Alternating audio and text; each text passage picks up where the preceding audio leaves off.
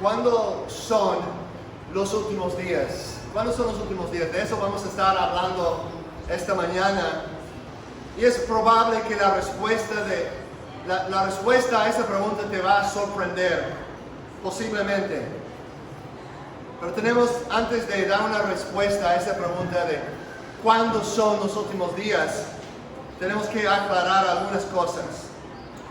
Vamos a ver en primer lugar una promesa, en segundo lugar un principio, una promesa, un principio, y luego vamos a ver los pasajes que contestan esa pregunta.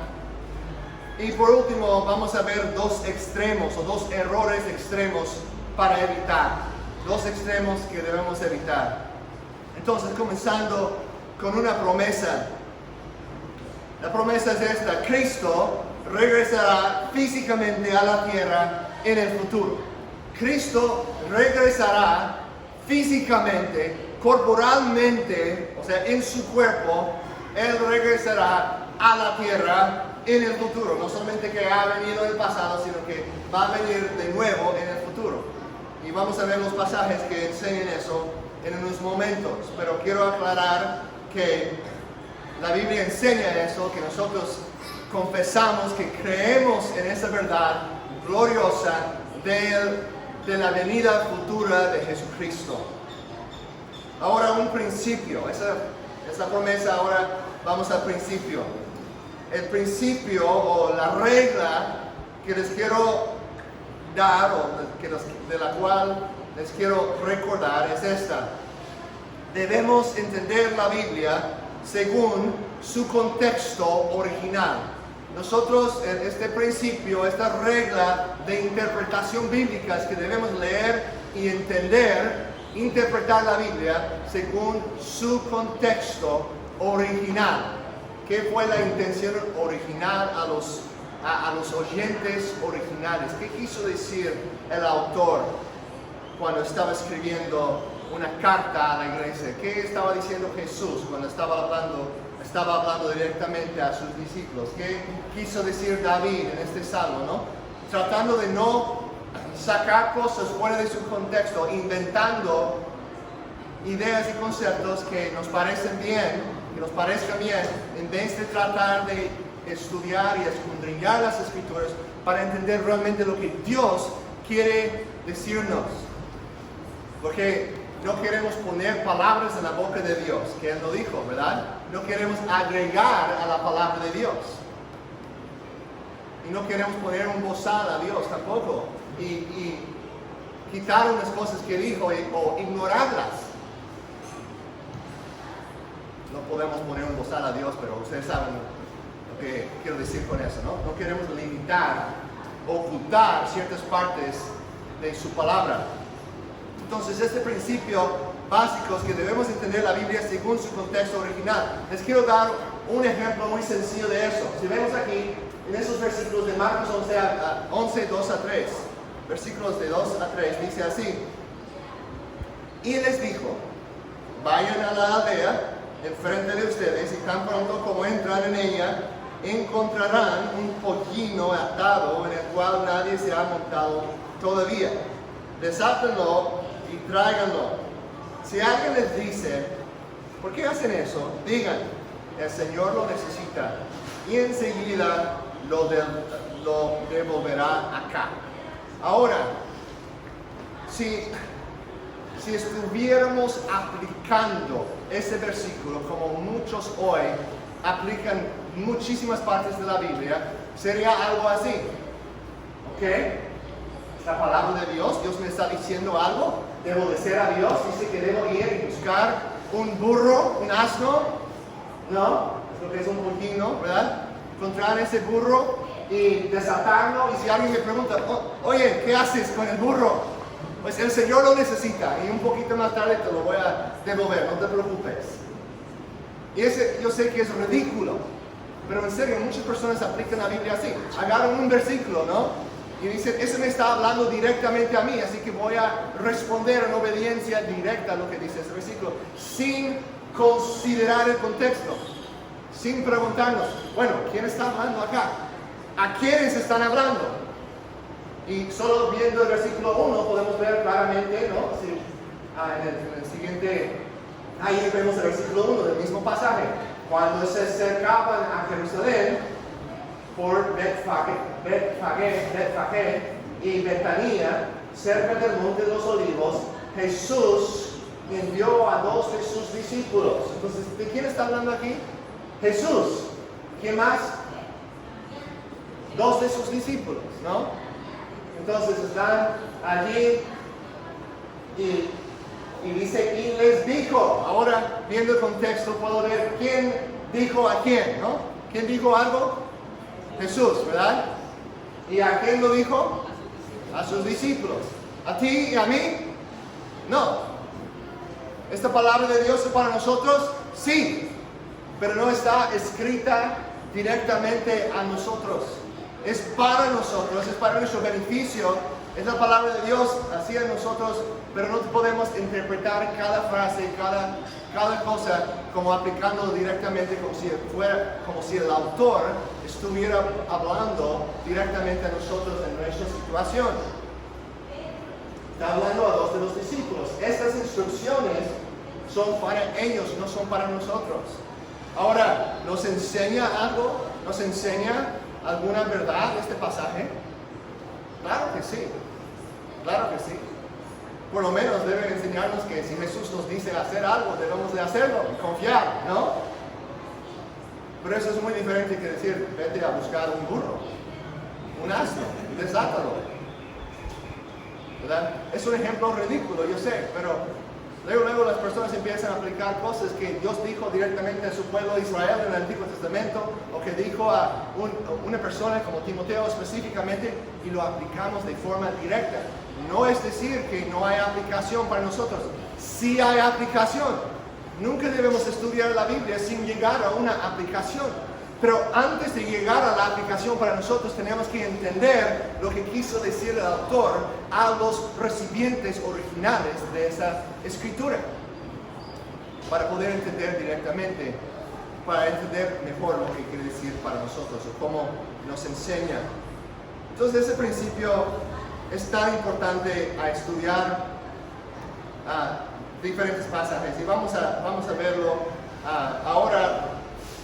Hemos visto lo que es la promesa de la venida futura de Jesucristo, también lo que es el principio, que debemos entender la Biblia según su contexto original.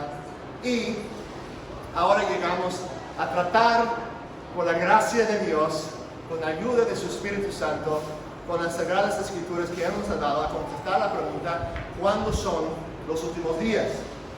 Comenzamos aquí en Hechos. Tenemos en la página, ahí están los versículos. Hechos, capítulo 2, versículos 16 a 17.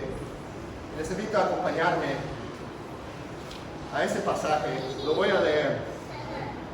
Esto, para entender el contexto, no tenemos el tiempo para verlo todo, lo puedes checar después si no me crees, pero esto se trata del día de Pentecostés, cuando el Espíritu Santo descendió sobre los discípulos.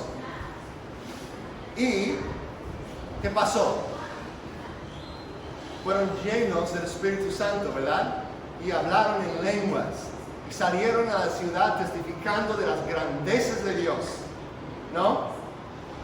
Y algunas personas empiezan a criticar y burlarse. Dicen, están borrachos, ¿no? Han tomado demasiado. Y Pedro, bien chistoso, dice, apenas son las 9 de la mañana, es temprano, ¿cómo creen que estamos borrachos? ¿No? Y le dice, no, lo que ustedes están viendo aquí en el versículo 16, dice, lo que están viendo, sino que esto es lo que fue dicho por medio del profeta Joel. Lo que ustedes están testificando es un cumplimiento a la profecía que Dios dio por medio de su profeta Joel. Versículo 17, aquí está la profecía de Joel. Y sucederá en los últimos días. Recuerden, estamos contestando la pregunta, ¿cuándo son los últimos días? Aquí dice Joel, y sucederá en los últimos días, dice Dios, que derramaré de mi espíritu sobre toda carne, y sus hijos y sus hijas profetizarán, sus jóvenes verán visiones, y sus ancianos soñarán sueños. Ahora, Pedro está diciendo que lo que Dios está haciendo en este momento es un cumplimiento a la profecía de Joel que se refiere a los últimos días. A los últimos días. Esto quiere decir, basado en este pasaje, podremos decir que ya en el día de Pentecostés vemos que los discípulos han entrado en los últimos días. Ahora, más adelante en el pasaje, solo para estar seguros de eso, note el versículo 32. Pedro está predicando a los judíos allí congregados y dice: a este Jesús resucitó Dios. Dios lo resucitó, de lo cual todos nosotros somos testigos. Así que, exaltado a la diestra de Dios y habiendo recibido del Padre la promesa del Espíritu Santo, ha derramado esto que ustedes ven y oyen. Esto lo que ustedes están experimentando ahorita es el cumplimiento de la profecía que nos dice Joel, cuando Dios va a derramar su Espíritu sobre toda carne, y eso sucede cuando en los últimos días. En los últimos días. Entonces vemos que el inicio de los últimos días es la resurrección de Jesucristo, la primera venida de Cristo, y en particular su resurrección y el envío de su Espíritu Santo. Dice, versículo 33 otra vez: así que, exaltado a la diestra de Dios y habiendo recibido del Padre la promesa del Espíritu Santo, ha derramado esto que ustedes ven y oyen. ¿Qué pasó cuando Jesús resucitó de entre los muertos?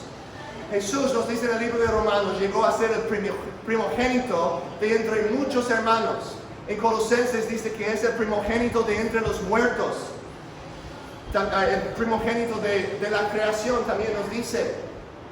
Y cuando encontramos esa frase, que Jesucristo es el primogénito de la creación, no vayan a creer lo que dicen los testigos de Jehová, que ese quiere decir que Jesús fue, ellos dicen, ese quiere decir que Jesús fue la primera criatura, la primera persona creada.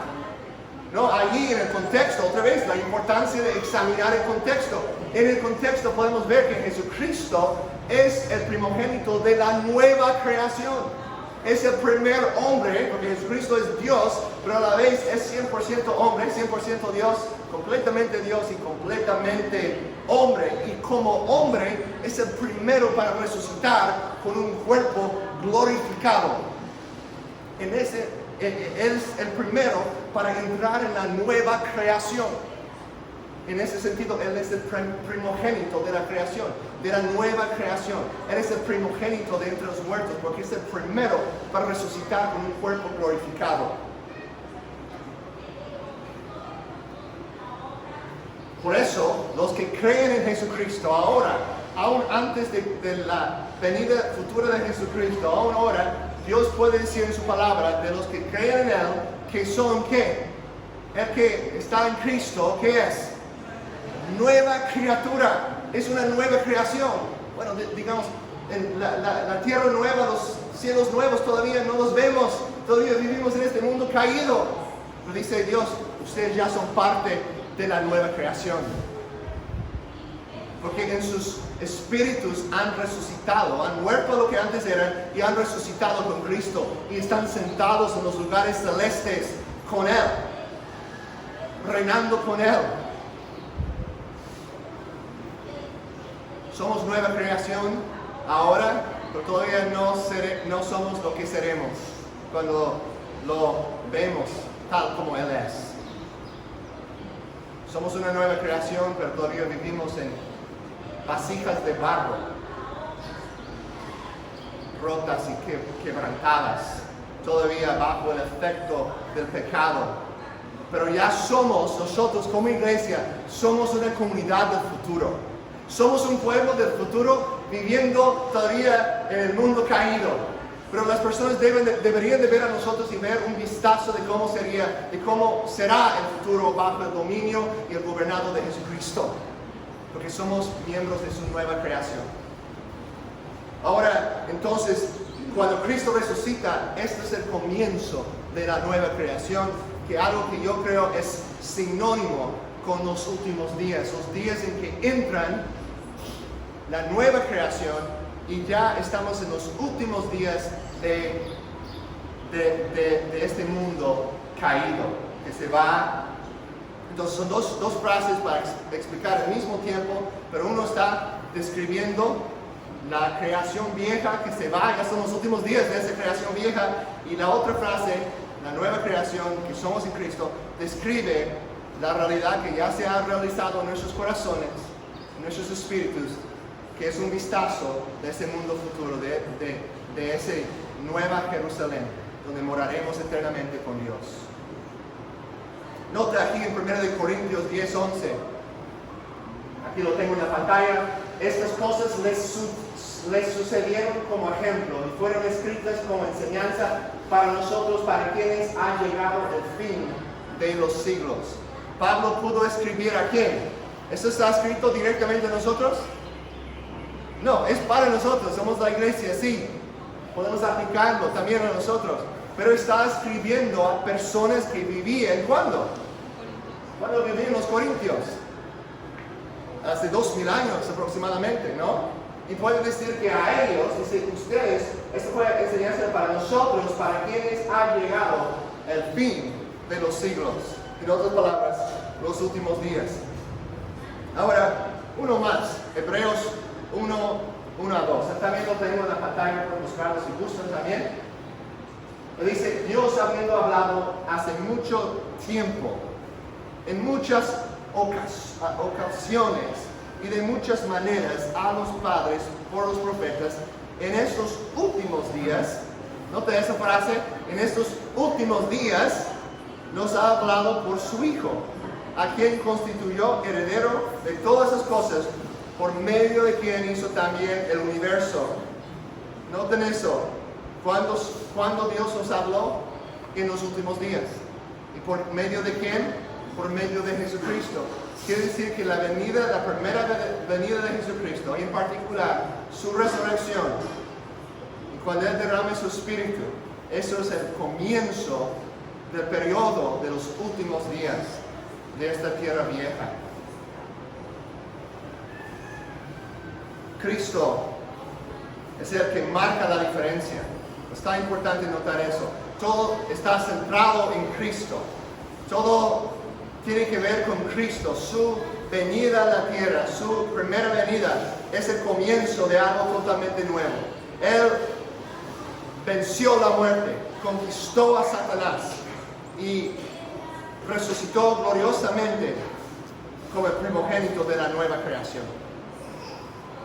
Que todavía no vemos en plenitud, pero sí vemos la evidencia de eso en el amor de la iglesia, en el poder del Espíritu Santo obrando, avanzando su reino desde Israel con los seguidores de Yeshua Meshiach hace 2000 años, unos 12 hombres comunes y corrientes y unas mujeres también, ¿no? Ellos fueron usados por Dios, por su poder, el poder de su Espíritu Santo para ser sus testigos. Primero en Jerusalén, y luego en Judea, y hasta Samaria, y luego hasta los confines de la tierra. Y aquí estamos, como evidencia de que la nueva creación ha entrado.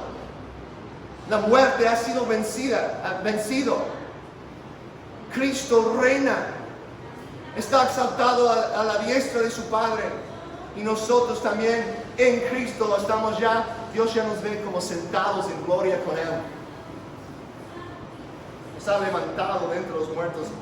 Espiritualmente hemos resucitado y estamos sentados. Efesios capítulo 2, si no están familiarizados con esa enseñanza, lo pueden leer claramente en Efesios capítulo 2, que ya estamos sentados con Cristo en los lugares celestiales. Entonces, los últimos días son el tiempo entre la resurrección de Cristo y la segunda venida corporal de Cristo en el futuro. Eso es importante, porque es importante hablar como la Biblia habla y no usar frases fuera de su contexto. Todo el tiempo escucho a personas. El otro día estuve leyendo un correo electrónico que me llegó diciendo, sabemos que ahora estamos en los últimos días, así que hay que actuar así, así, así. Pero la impresión no era de que hemos estado desde Jesús en los últimos días, sino que apenas estamos en los últimos días.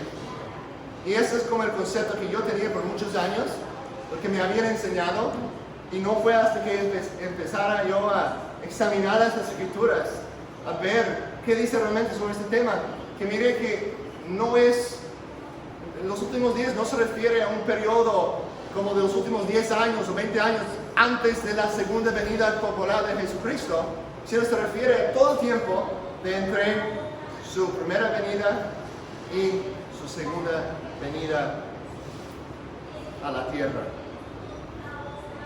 ¿Por qué es importante eso? Hay dos extremos para evitar aquí. Dices, ok, Natán, lo veo, estoy convencido, o por lo menos creo que me estás convenciendo, pero ¿realmente importa eso?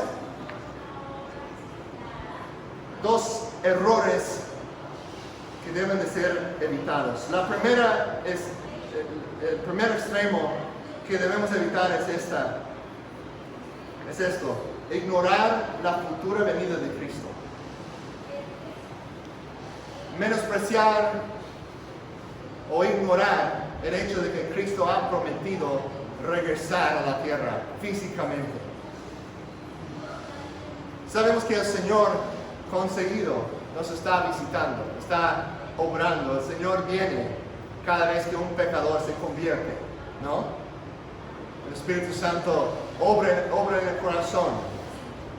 Pero aquí estamos hablando de una realidad futura, distinta a esas venidas de Cristo a la vida de cada uno de nosotros, en llevarnos a Él.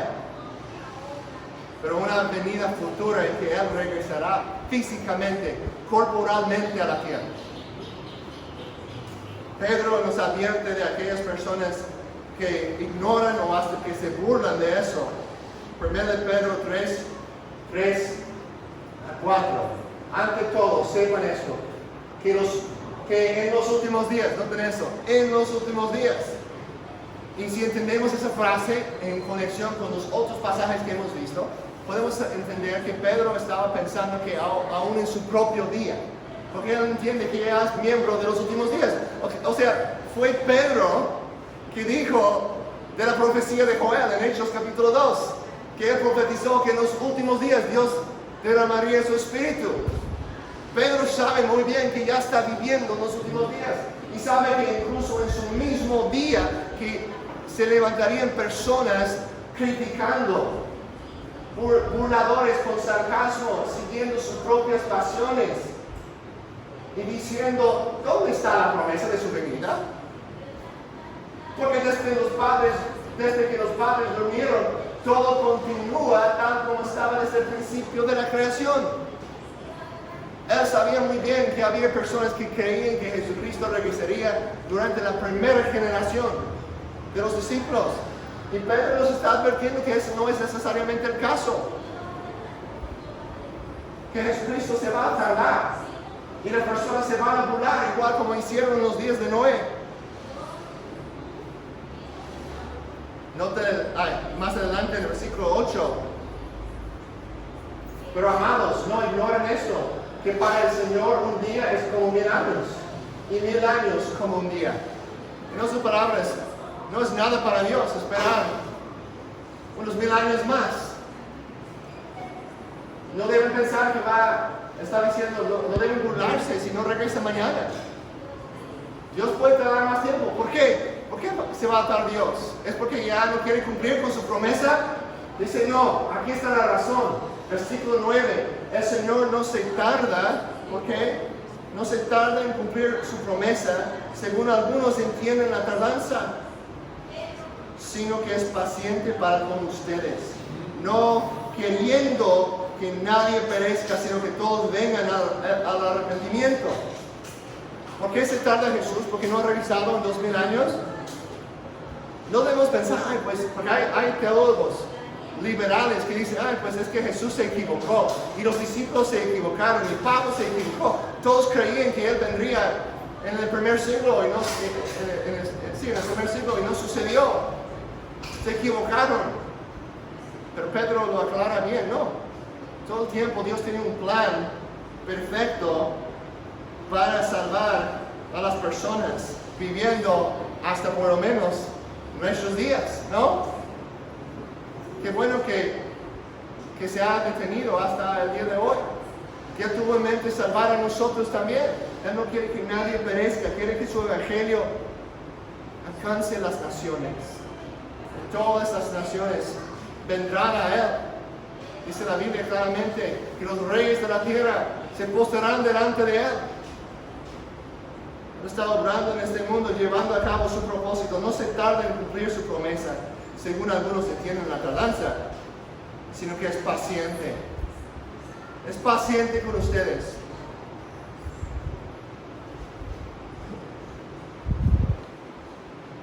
Y hay aquí una advertencia para todos que todavía no han creído en Jesucristo. Cristo sí va a venir otra vez, y cuando venga va a poner a descubierto todas las obras ocultas, todos sus pensamientos secretos. Todo va a ser revelado, sacado a la luz. Y dice que vamos a ser juzgados, que es designado al hombre una vez morir y después el juicio. Entonces no debemos tomar esa promesa a la ligera. Puedes decir, pues se ha tardado mucho, dudo que realmente regresará. No se tarda, como algunos piensan. La razón que no ha regresado es porque Él no quiere que perezcas. Él quiere que vengas al arrepentimiento.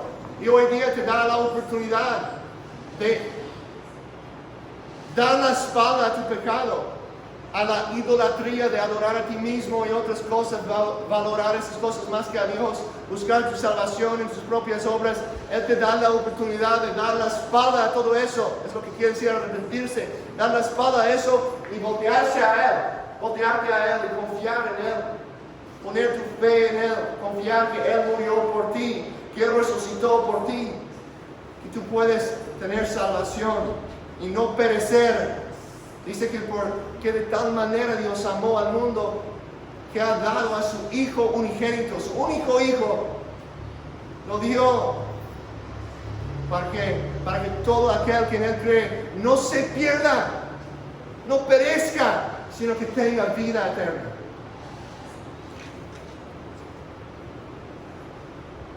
Su misericordia te está dando la oportunidad de arrepentirte hoy de tu pecado y confiar en Él.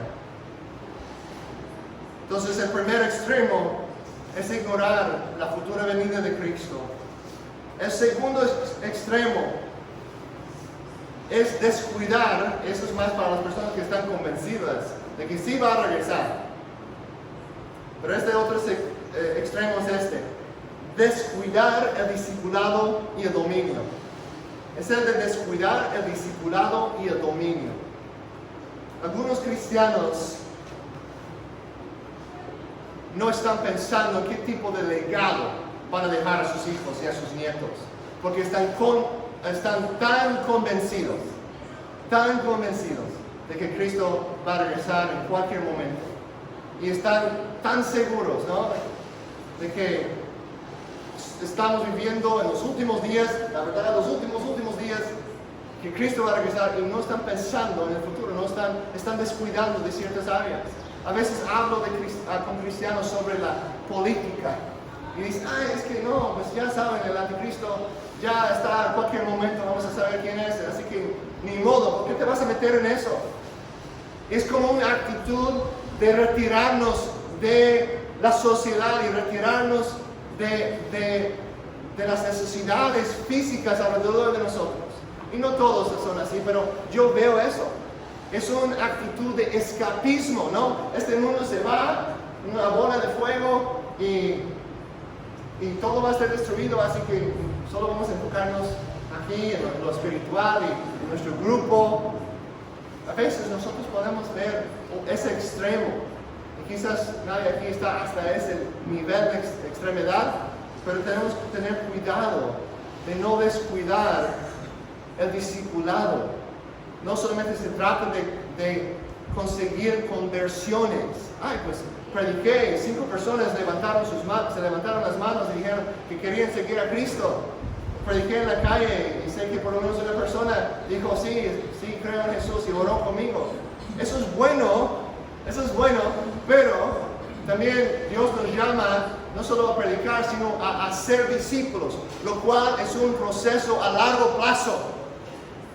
Y si estamos pensando que todo está, ya estamos a la mera hora, a veces hay una tendencia de descuidar eso.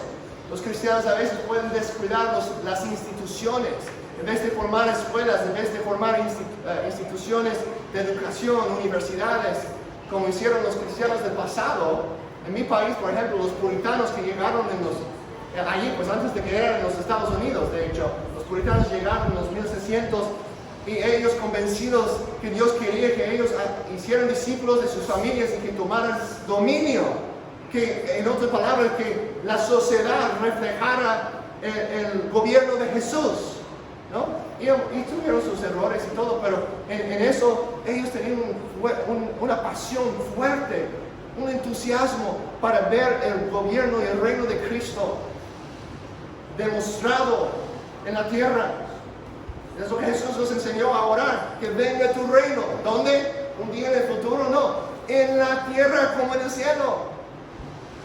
Ellos creían en esa oración y creían que Dios tenía el poder para contestar esa oración. Y comenzaron institutos grandes como Harvard y Yale, que son muy conocidos como las mejores escuelas en el mundo, ¿no? Esos fueron iniciados, fundados por cristianos que creían que era su deber y su responsabilidad establecer el dominio de Cristo en la tierra y traer todas esas cosas bajo el señorío de Jesús. No tuvieron una actitud de escapismo de la cultura. Vamos a huirnos y esconder a un lado y esperar hasta el rapto. No, dijeron, vamos a enseñar a nuestros hijos, vamos a crear instituciones, vamos a impactar la cultura, crear una cultura nueva bajo el dominio de Cristo. Ahora, bien, hay un balance en eso. Sabemos que hasta Cristo venga por segunda vez, no vamos a ver perfección en la tierra. Pero muchas veces eso es un pretexto para no hacer nada en el ambiente político, en el ambiente educacional. Los cristianos a veces se caen en ese tipo de escapismo espiritual. Queremos evitar eso. A veces porque falsos profetas les han convencido que el anticristo ya ha sido revelado, que es seguro que Cristo va a venir en cualquier día. Están descuidando estas áreas. Esto estaba pasando en el tiempo de Pablo y escribió a los tesalonicenses que no dejaron de trabajar. Dijo, no dejan de trabajar. Algunos habían incluso dejado de estar ocupados en sus trabajos, en sus oficios, porque creen que Jesús vendría en cualquier momento. Pablo les tiene que exhortar y reprender que sigan trabajando y que sigan siendo personas de bien para la sociedad. Que estén pensando en la herencia y la prosperidad para sus hijos y las generaciones siguientes. También pasó en el tiempo de Jeremías. Quiero que veamos este pasaje en Jeremías 29. Jeremías después de Isaías, en medio de la Biblia, después de Salmos, Cantares, Isaías, Jeremías, capítulo 29.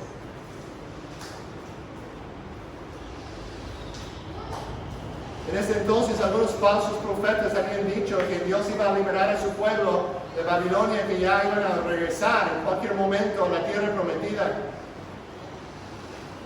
Pero Jeremías recibe un mensaje del Señor para reprenderlos. Nota lo que dice. Creo que entendiendo nuestro contexto también podemos de alguna manera aplicar eso a nosotros.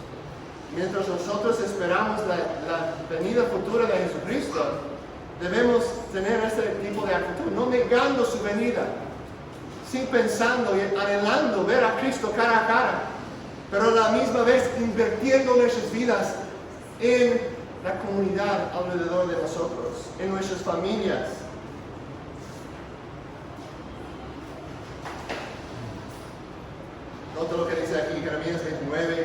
4 a 9. Así dice el Señor de los ejércitos, el Dios de Israel: a todos los desterrados que envié al destierro de Jerusalén a Babilonia. Nota aquí sus palabras en el versículo 5. Jeremías 29, 5.